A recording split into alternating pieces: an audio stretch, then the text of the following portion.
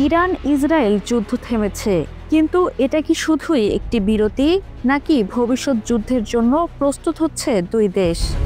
ইতিমধ্যে ইরানের তরফে দেখা গেছে প্রস্তুতি গ্রহণের নানা প্রচেষ্টা। প্রথমেই তারা চীন থেকে আনতে শুরু করেছে শক্তিশালী ক্ষেপণাস্ত্র। এই ক্ষেপণাস্ত্র এখন ইরানের হাতে পৌঁছে গেছে বলে খবর পাওয়া গেছে।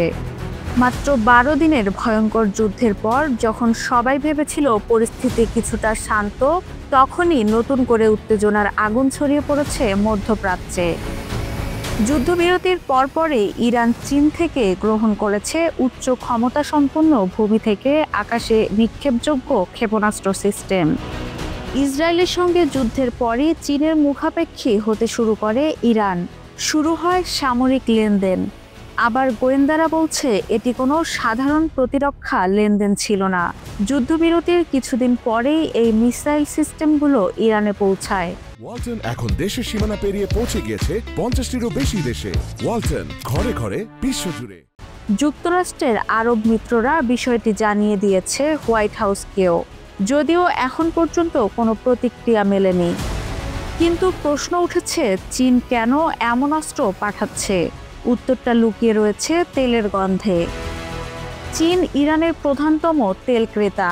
মে মাসেই এক রিপোর্টে বলা হয়েছিল, ইরানের ৯০% তেল যায় চীনে।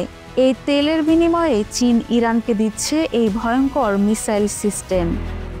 চীনকে তেল দিতে আমেরিকার ভয়ানক নিষেধাজ্ঞা পাশ কাটাতে হচ্ছে ইরানকে। আমেরিকার শত চেষ্টা ব্যর্থ করে দিয়ে চীনে তেল পাঠাচ্ছে দেশটি। মালয়েশিয়া সহ বিভিন্ন দেশের মাধ্যমে চীনে পৌঁছাচ্ছে এই তেল। এর আগে ইরাকের সঙ্গে যুদ্ধের সময়ও ইরান চীনা সিল্ক ওয়ার্ম মিসাইল পেয়েছিল। এমনকি সেই মিসাইল দিয়ে কুয়েত ও একটি মার্কিন তেল ট্যাঙ্কারেও হামলা করে তারা।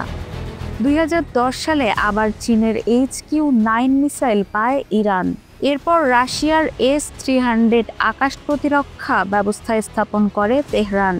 দেশটি এখন নিজেকে প্রস্তুত করছে ভবিষ্যৎ যুদ্ধের জন্য, সহজেই যাতে ইসরায়েল বা যুক্তরাষ্ট্র জেট বিমান ইরানের চোখ ফাঁকি দিতে না পারে, সেই চেষ্টা চলছে।